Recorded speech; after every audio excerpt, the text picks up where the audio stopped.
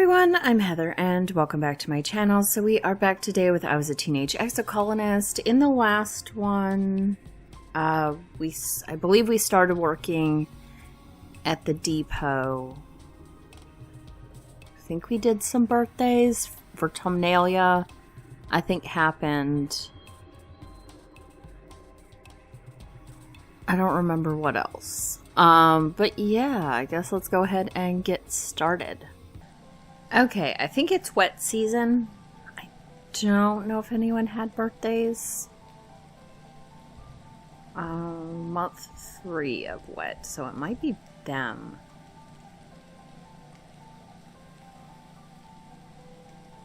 I don't remember. I don't remember if I gave them stuff or not. What do I want to do? My perception's really good. Animals combat. Toughness isn't quite there. Honestly, I'm not exactly excited to go do the toughness over here, because I believe this was the one where Cal was keeping a creature in a box, and I'm not sure that I want to hear about that. So I think we'll skip that one, maybe. Oh, I have a lot of stress-freeness, so I might do this.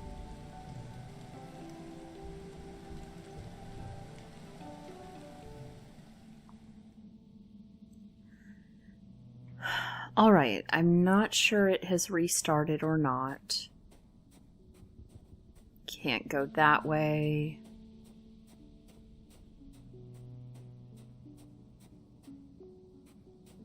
Okay, it doesn't look like it's restarted, so I'm pretty far out. We didn't do that one, but I'm trying to make progress, not just get everything we can get.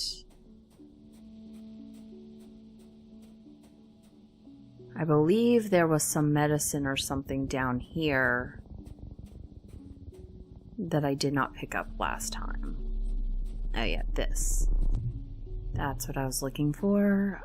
There is a log. I do wish there was more stuff to pick up. There's not a lot. I guess let's try this one. You spot some familiar looking fruit. Hey, you've seen this bush before. That's no rock underneath. It's all part of one creature. An arborescent photosynth, a bush bub. It pays you no attention, continuing to blend in with the rest of the surroundings like a boulder. Let's pick the fruit. You're not letting it get away with being delicious. You grab some of the fruit as the bush bub rises up and roars with anger. Yep, you knew it wouldn't be happy. Let's calm it down. 47. We need to get rid of those 0 points. Sets neighbors to this value. The only thing that would be good for is to play it with that.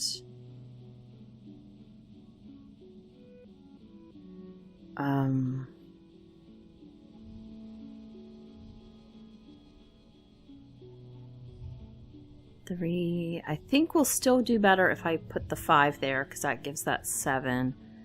And then we can do the 4. I don't like having those 2 there. And we got some crap, don't we?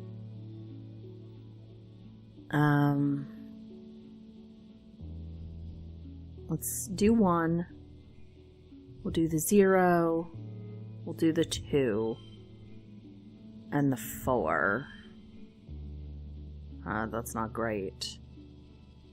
I mean, I got some bonuses, but I'm not sure this will...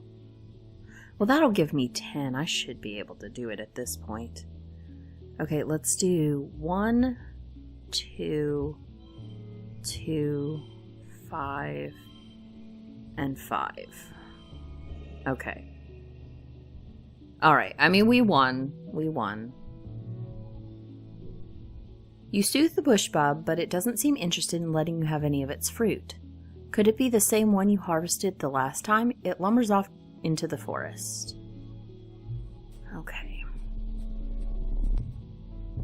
More of that. more bush bubs. You're crossing a clearing when you hear a terrible cracking, pounding sound. A bush bub bursts through the tree line, barreling straight towards you. Whatever's making the bush bub run, you're pretty sure you don't want to be on the business end of it. Let's bravely stand our ground. We gotta see what it's about, right? We don't want that card.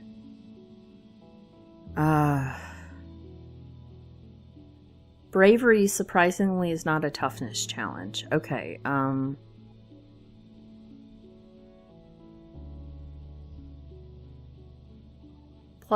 if... I can't do this backwards and get it in line like that. Okay, we'll try that. Why are we getting all these low point cards? And why is that thing there? Okay, so let's do 1, 2, 3. Oh, I don't like that. I hate this one. Guess we might as well switch it with that one. I don't really like it, but at least doesn't do that.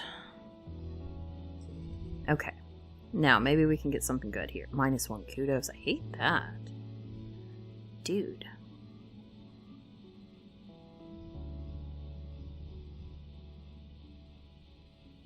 Okay, we'll do you. And you. You. No. I want the 5. I want this one here first.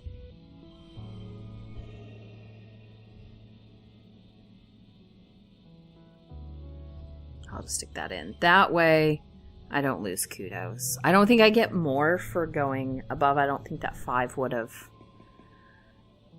given us the super goal anyway. The creature pounds past you, its powerful stone-like gorilla arms smashing the ground. It doesn't even seem to see you and goes around you without even looking at you. You look around, but there's no sign of whatever motivated the bush bub to run so fast. At least that's something to be grateful about. Okay.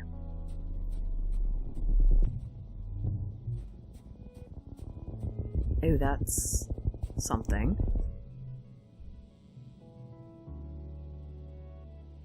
You spy a creature that kind of reminds you of Cal's illicit pet socks. A dilly pillar, maybe. Except it's huge. Really, really long. Like as long as the stratospheric. Enormous. Could it be the same? You aren't totally sure. You watch it using your holoculars. So far in the distance, it looks like a train crawling along one of the great cliffs along the resting ridges to the west. It crawls down the cliff face towards the Great Plains not far from you. Let's run in there and get close. The dilly pillar totally ignores you. Up close it seems even bigger. Definitely longer than even a spaceship. It moves slowly, and you take care not to accidentally get in the way. It sniffs around the base of a cliff for a long time. The cliff is made of sparkling iridescent rock, almost the same shimmer as the dilly pillar's scales. Pretty. As you're admiring it, the dilly pillar starts to eat the rocks. It's grinding them down effortlessly with its enormous molars. When it leaves again, you fill your pockets with the strangely glittery stones. Better bring these to Cal. Okay, good. Good, good. Is that something I can pick up? No. Is this putting me back where I was, or are we going elsewhere? Okay. A series of small circular pools chain together to form an impassable body of water. You don't see an obvious route, though. You don't see an obvious route through, though the path does continue off in the distance on the other side. Okay, let's look around. 46. These are getting quite big now. Okay, so we'll do 2. Oh, I don't like that.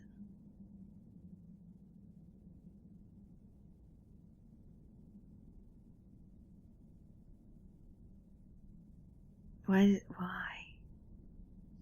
Okay, 2. That's probably the best. Oh no, that's not helpful. Put that one there. We'll do it like this. That at least helped that. And yeah, do that. Okay. Now, okay, so it either needs to be already 2 or lower. Why is that happening?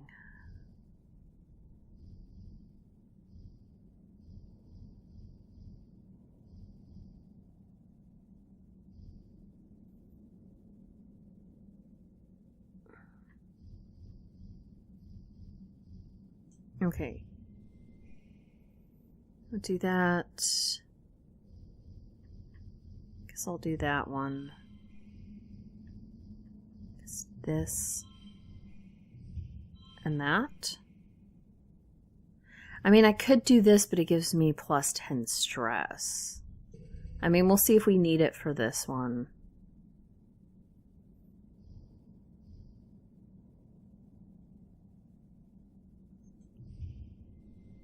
Three, 4, 5. And I guess we have to do the 8. Okay. I didn't want to do that.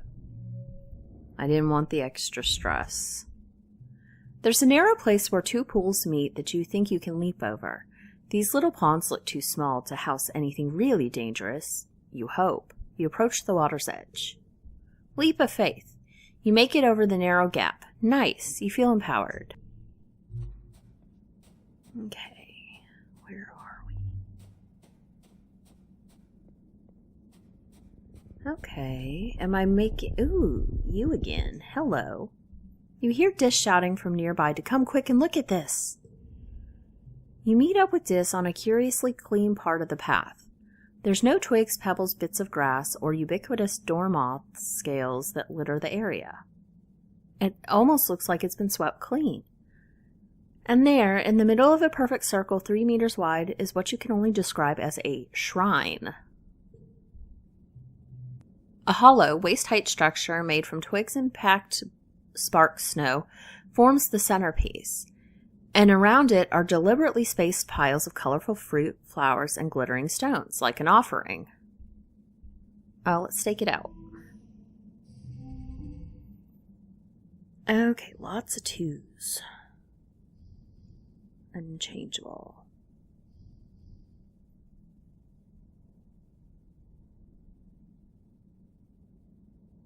Okay, so I guess let's do you, and you.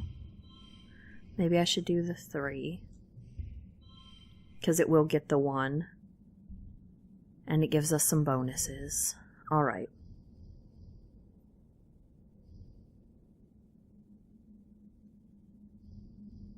So we want that to be a 2 as well. Okay, so let's put 5, 3,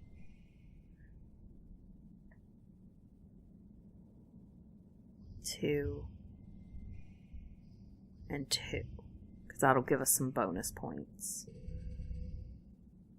Oh, this is terrible, isn't it?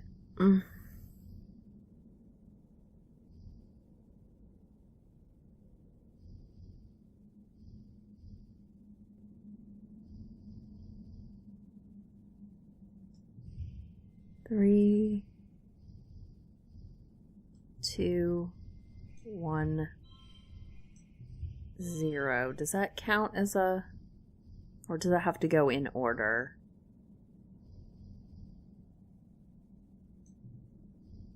We can't do that. Plus that. Okay, we're gonna have to do something that adds plus 2.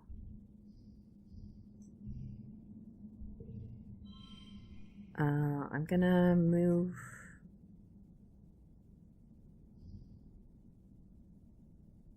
I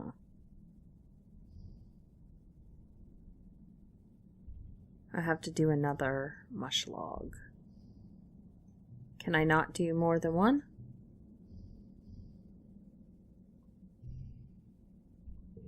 Okay. Yeah, it's fine. I mean, that's what the mush logs are for. You hang out for hours, but don't discover anything except how boring an idea this was. Dis takes a nap. You're almost falling asleep when something shuffles into the clearing. It's a bush bub. It crawls slowly along down the path. It stops to pick up a pot flower. It stops to pick up a stone. When it arrives at the shrine, it carefully places the flowers in the pile of flowers and the stone in the pile of stones. Then it picks up the stone and repositions it, just so. You wonder if this creature is somehow religious, or is it trying to attract a mate with this little show of decor? There's so much you don't know about the animals that live here. Keep exploring. Okay, I guess I could go home now if I wanted to. I mean, I don't want to, but I think I've kind of like reached the end here. There were a couple... I guess we'll go home. I reached the end of this area. There were a few things that I didn't grab, but these were storyline related. It's been a long month of being cooped up indoors while it poured rain and everything got too muddy and gross to play outside. You and the other teens are in the lounge, again, and everyone's getting a little antsy. Tangent and Cal are bickering about something, and Dis must be bored enough to let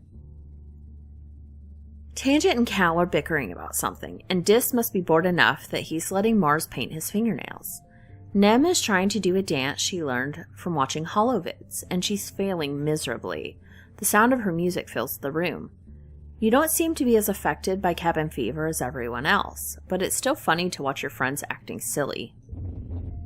Nem dances a little too close to Mars's collection of nail polish, bumping into the table and sending them all, and herself, clattering to the floor. Hey, watch it, Dis snaps. Dance your stupid dance somewhere else. It's not stupid, Nem sniffles from the floor. You don't have to be so mean to me. Boo-hoo, Mars teases. What are you gonna do, dance about it? Ugh, you're all so childish. Who even cares? Hey everyone, just shut up, Cal exclaims from across the room. Honestly, you all fight all the time. You stay inside where it's nice and dry, and you don't appreciate how hard everyone else is working. It's just whine, whine, whine. You're not any better just because you work outside, Tans joins in. You're not special, Cal. If I wanted to, I could work outside. She opens her holopalm and flies her fingers over the screen. There, see, next month I'll be working in geoponics. How do you like that? Then you can nag me about my soft hands all you want. Udicott pokes her head in from the command corridor. Children, keep it down. We can hear you all the way from the bridge. Everyone goes quiet for about a second, then explodes into arguing again. Udicott throws her hands in the air and retreats down the hall in defeat.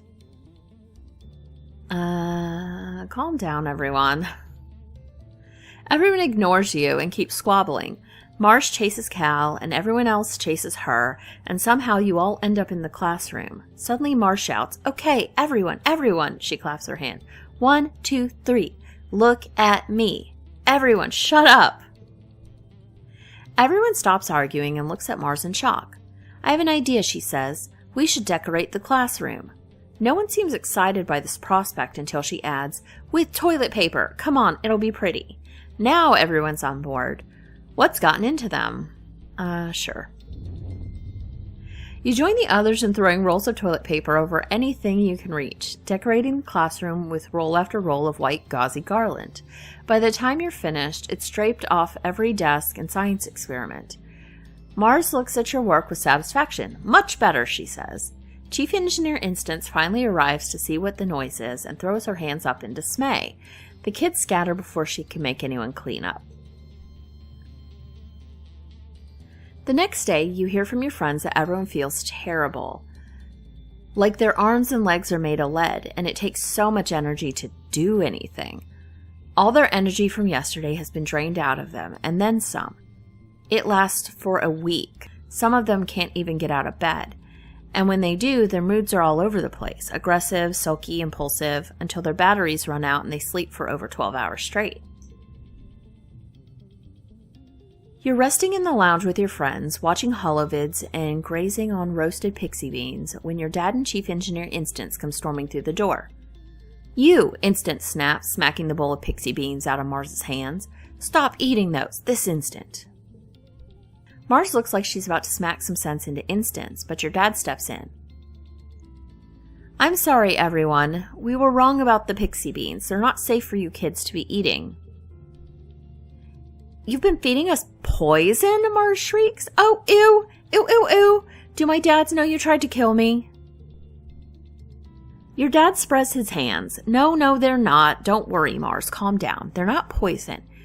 There's just a chemical in them that hyperbonds to estrogen and testosterone, your big teenage growing hormones, and the brain likes binding to that new macromolecule a lot more than the regular kind. It's been making your moods unpredictable and causing periods of hypo and hypermania. When Mars just stares blankly at him, he laughs, awkwardly. Translation, he says, "It's been making you kids act silly and feel sick. I'm sorry." Instance frowns. If it's doing this to kids, it's not long until it builds up enough to affect the rest of us, too. Until further notice, no one is going to eat a single pixie bean. Your dad looks distraught. "Flulu was right," he says, collapsing in a nearby chair and rubbing his eyes. "She didn't trust these things. But, shit, she's still going to be pissed that we don't have another successful food source." You look at him in shock. You hardly ever see him swear. It must be worse than you think. Your dad sits there in silence for a long time. Okay, we can give Cal those rocks. It's glow. Oh, Cal's disappeared. Cal, where are you? Cal, where are you?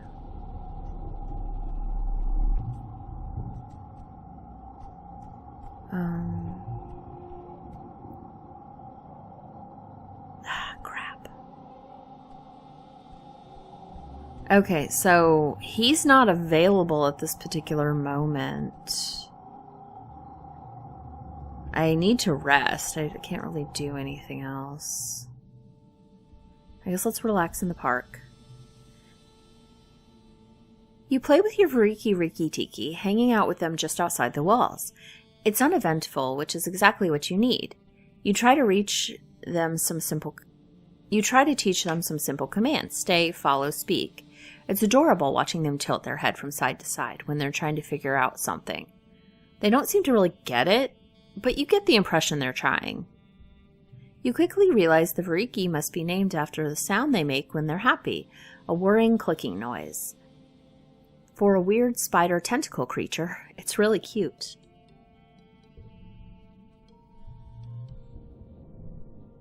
Yeah. Let's forget this one.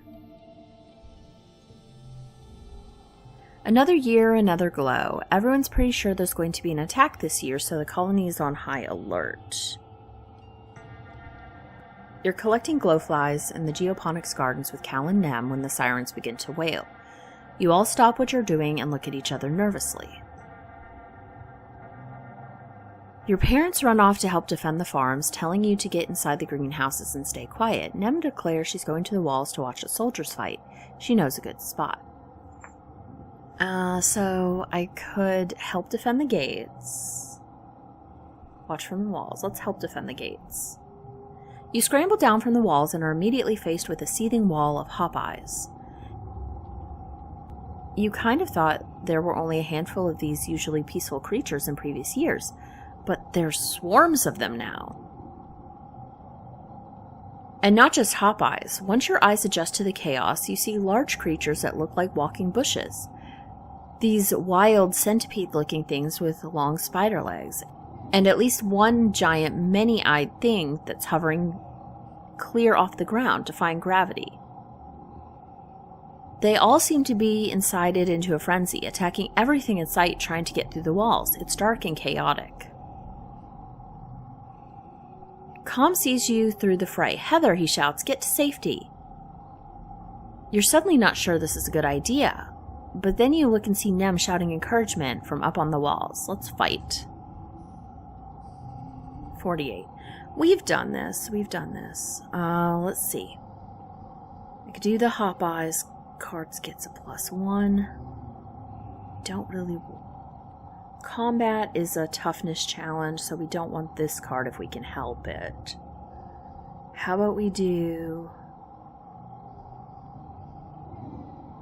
2, 2,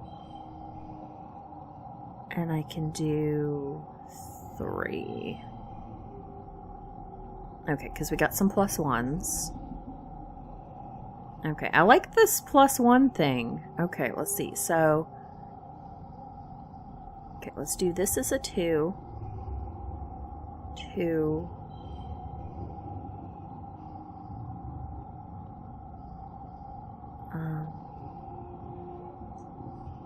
Three and 5. Okay. So I just need 15 now. We're going to see if we could do it without this. Let's do...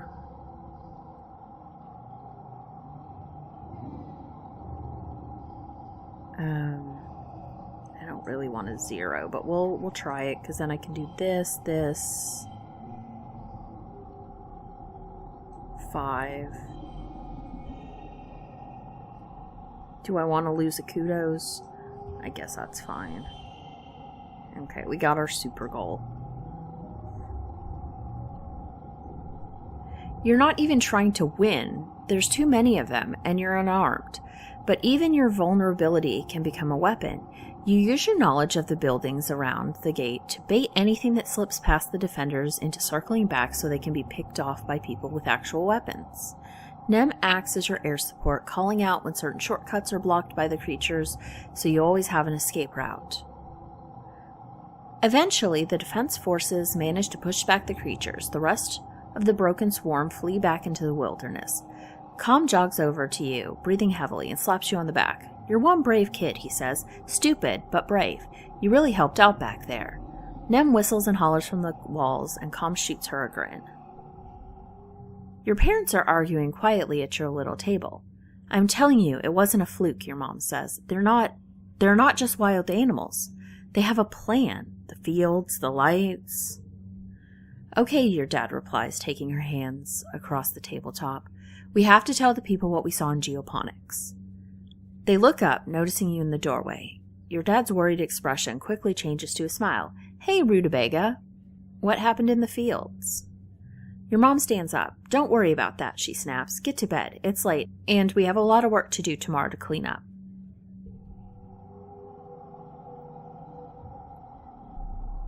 Okay, it's early, quiet, hopefully... Okay, so we're 14. I can't talk to Cal.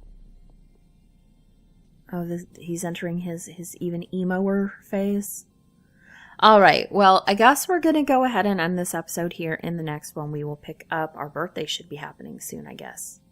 But yeah, I guess that's going to be everything for this time, and I will see you guys next time. Bye!